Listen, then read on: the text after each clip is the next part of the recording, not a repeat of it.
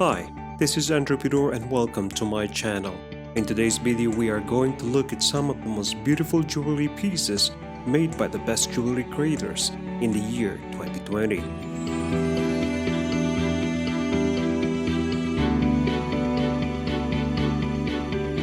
It can be a collection, or an exhibition, or an extraordinary masterpiece. The year 2020 was a tough year for everybody.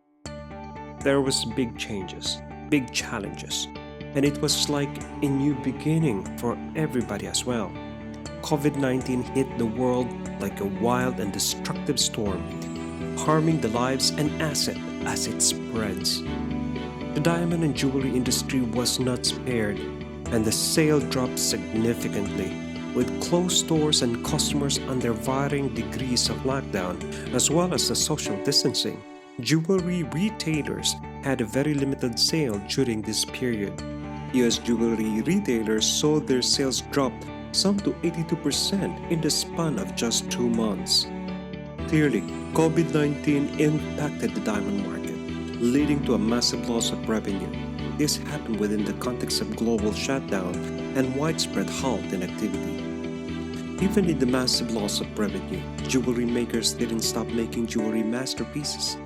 Let me just say that high jewelry creation is not for everybody, and it is not a priority for a lot of people. But to some, it is the beauty of the pieces that brings joy and happiness, and that's what we're going to look on today's video. So let me begin. 10th on our list is the House of Millerio. Known as one of the oldest houses of jewelry in Rue de la Paix, Paris, France, and one of the only remaining family-owned business of the said industry. Millerio in 2020 celebrated its 407 years in the jewelry business, and to mark that celebration, some of its incredible creation was put on auction at Sotheby's London. Its president, Laurent Isabelle, will tell us more.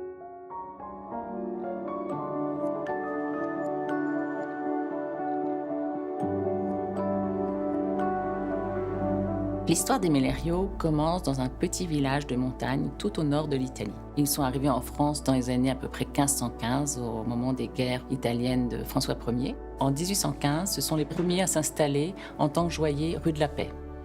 Nous avons eu comme cliente l'impératrice Joséphine, puis toutes les reines de France et aussi les cours d'Europe. Nous avons encore aujourd'hui des diadèmes qui sont portés par les reines actuelles. Par exemple, la reine Laetitia d'Espagne porte souvent de diadèmes Millerio ou alors le diadème des Pays-Bas. Les pièces qui sont vendues pour Sotheby's sont des pièces emblématiques de la maison.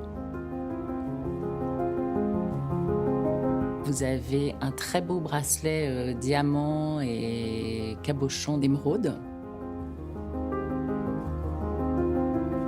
Vous avez une demi-parure or jaune saphir.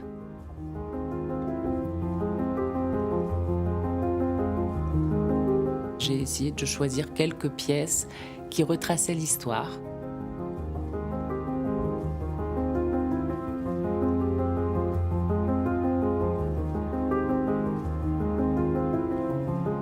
Le style Millerio est le naturalisme par excellence.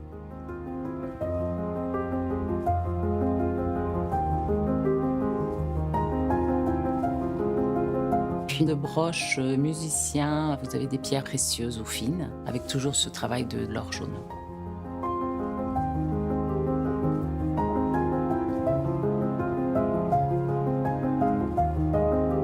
Nous profitons de cette vente pour exposer quelques pièces d'archives, notamment une broche plume de pan qu'a acheté l'impératrice Eugénie, un très beau bracelet qu'aurait acheté Marie-Antoinette. J'ai à cœur de continuer l'histoire, le style de la maison, avec forcément ce que je suis. Dans une collection, on doit avoir une pièce Millerio, une part d'histoire.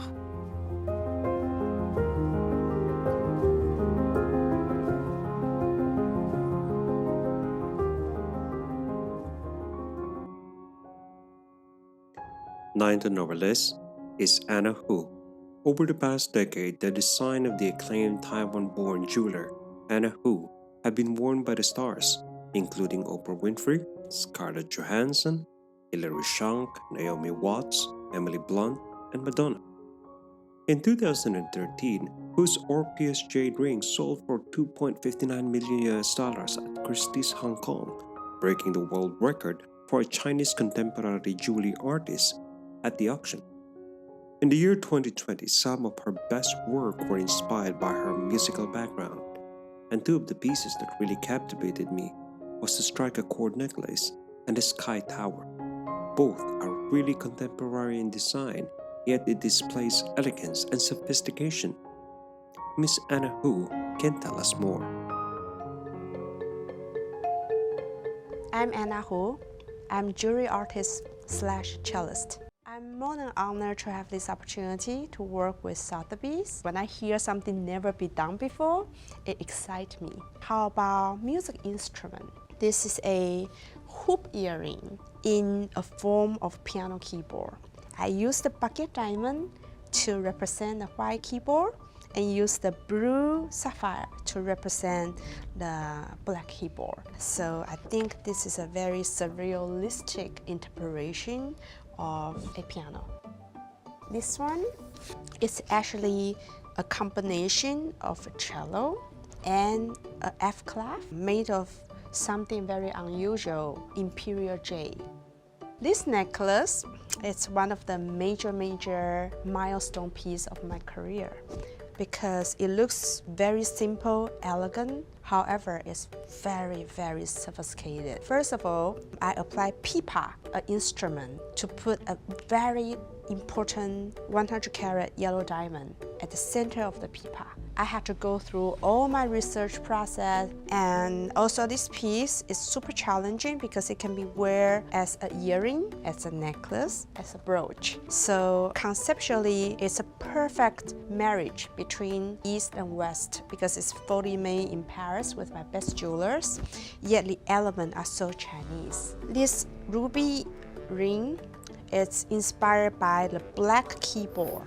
So I use the emerald ruby to depict passion. And the 5 keyboard is just like the piano, the C sharp, D sharp, F sharp, G sharp, and A sharp. So I call this ring as Appassionata, dedicated to Beethoven. 2 Lovebird is actually music inspired. I look at the original core painting. He had this beautiful bird sketch. So I apply his sketch and make into this brooch, and this bird are famous for beautiful voice. So it's called the songbird. I'm still the same Anna as I created the company when I was young and energetic. Even though I'm much older now, I have the same spirit and the same passion, and I really feel like I'm only starting.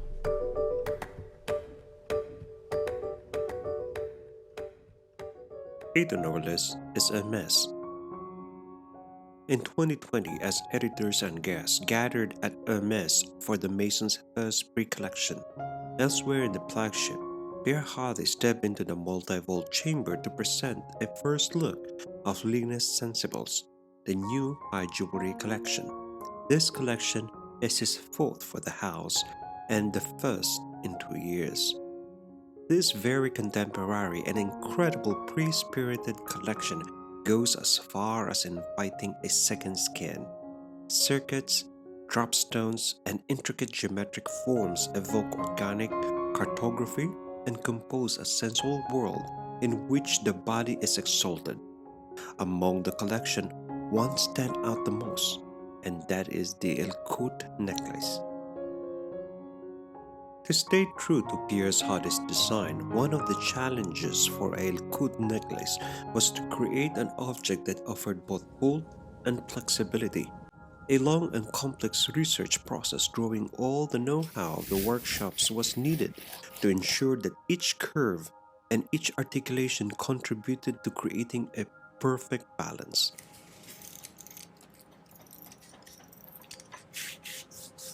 The gem cutters even curve a center stone in situ, which is rare and delicate work, but essential for the stability of the piece.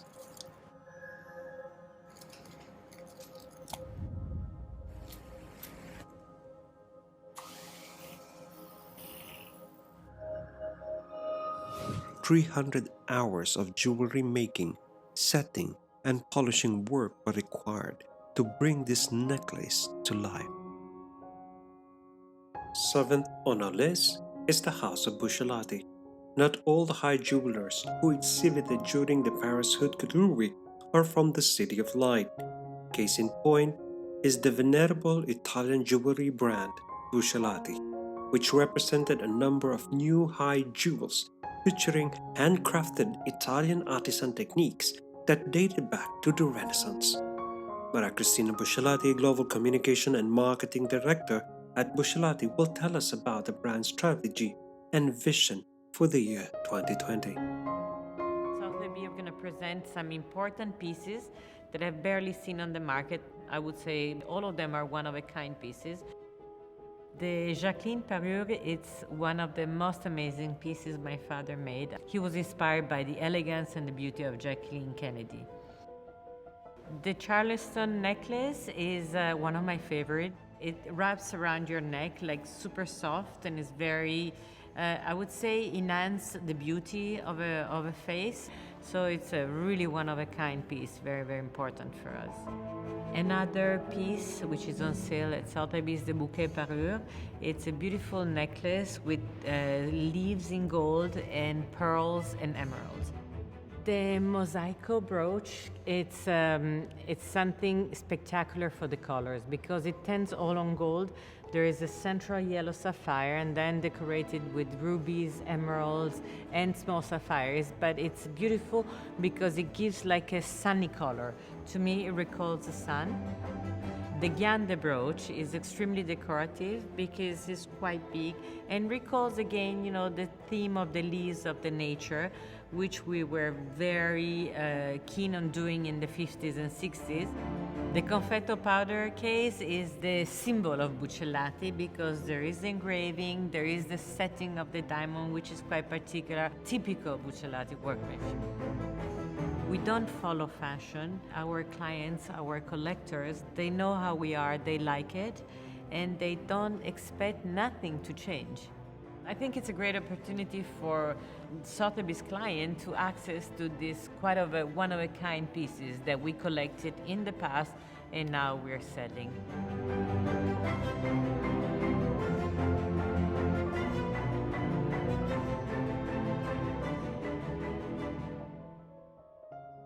Sixth on our list is the Stellar Time collection from Louis Vuitton. Since 1854, Louis Vuitton has placed fashion in the context of culture, bringing unique designs to the world, combining innovation with style and uncompromising quality. Today, the Maison remains faithful to the spirits of its founder.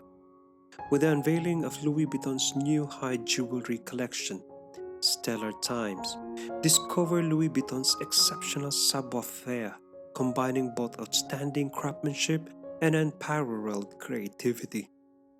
At the Maison's High Jewelry Atelier on the prestigious Place Vendôme in Paris, master jewelers who share a deep understanding and passion for the historic craft bring the Maison's artistic director Francesca's vision to life. In order to showcase and highlight each precious stone, this highly skilled artisan must overcome countless technical challenges with the utmost precision, resulting in incredibly complex and intricate and magnificent creations. Fifth on our list is the Contemplation collection from the House of Boucheron. Contemplation is the name given by Boucheron's creative director, Claire Choisne, to her 2020 high jewelry collection, comprised of 67 pieces. She admitted that while relaxing at her home in Portugal, she enjoyed a consistent feeling of detachment from the daily hustle and bustle. This sense of tranquility is something Claire wanted to convey in the contemplation. It comes over us when we calmly contemplate clouds floating across the sky or flocks of flying birds. We feel it as we gaze at a starry sky or watch grass swaying in the wind. It is this mood and motif that are reflected in the collection, which has taken 3 years to realize.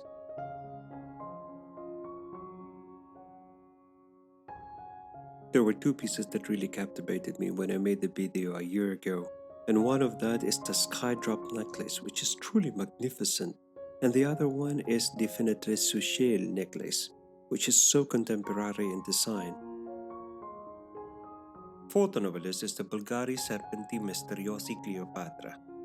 Part of the new chapter in Bulgari's Colored Treasure series, this high jewelry, one of a kind, calf watch, showcased the Roman jewelry house expertise in gemstone, with a magnificently opulent and eye-catching new skin revealing a precious surprise, a diamond set dial hidden behind a faceted hexagonal see-through rubellite for over 5 carats.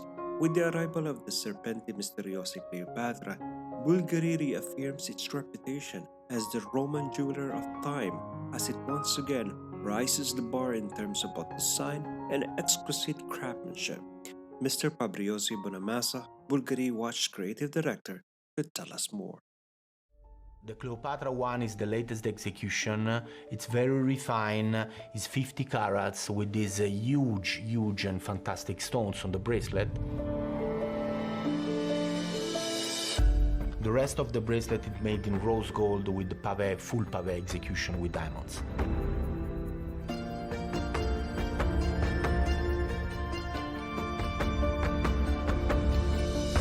We love to combine together elements with different design, with different geometry, and on the other hand, we love to have a certain souplesse in terms of execution. So it's absolutely amazing the way that we have to open this bracelet. Color treasure is the other signature of our DNA. Bulgari was the first to use cabochon cut in the jewelry history. It was the first to use colored gemstones in the high-end jewelry. The gemstones and the color for Bulgari is one of the most iconic elements of our DNA. Third on our list is the Rock of Wonders by Cleef and Arpels. Gemstone Division and Workshop of Blaise Madame had been working hand in hand to create the Rock of Wonders for about 2 years. This masterpiece was designed as a mineral sculpture in which each independent element lived in harmony with the ensemble. A fabulous landscape inhabited by a fantastic flora and fauna. A 6.2 kg steep mountain of lapis lazuli rises above the rugged base of blue quartz, accompanied by a forest of about 32 tourmalines, totaling for about 2,171 carats. Gemologists from Cleef and Arpels mentioned that they have selected these stones from hundreds of others. They are such high quality that they could easily be included in a high jewelry collection.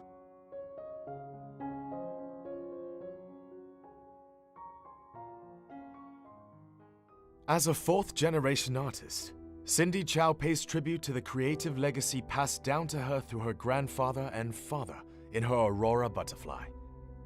Using her grandfather's architectural drawings as inspiration, Chao creates an intricately complex piece where every layer, angle, and illuminating effects are taken into consideration. Being the most striking Asian jewel artist, Chao's art jewels are always sought after at international auction houses, renowned museums, and art fairs. Chao's annual butterfly collection are the creme de la creme of her museum-caliber art jewels. In 2009, Royal Butterfly was inducted into the Smithsonian Museum's permanent collection.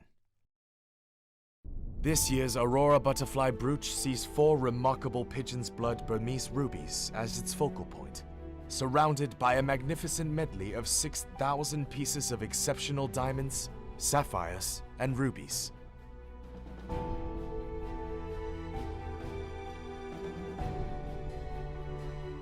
For the very first time, the center of the 4 Burmese pigeon's blood rubies are set on an aluminium metal base to augment the bright red color. Chao's internationally acclaimed creations have been lauded by jewelry experts as spearheading a new nouveau new movement in high jewelry.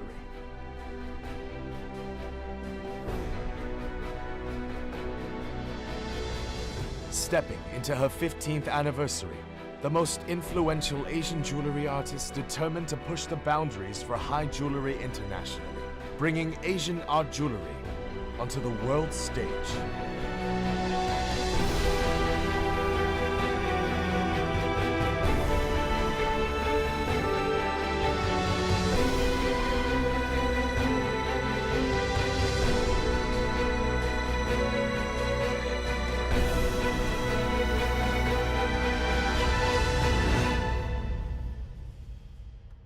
And that leaves us to the number one spot for the year 2020.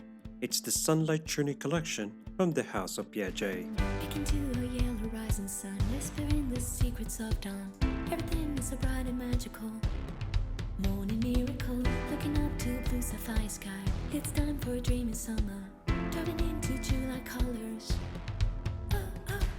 All around nature sings a symphony. I hope you guys had a wonderful time, and I hope I can make the 2021 collection review way better than this. And once again, this is Andrew Pidor. Thank you for watching, and have a nice day. Bye. Under the sun, your every steeple, sunlight journey, reflections on the sea,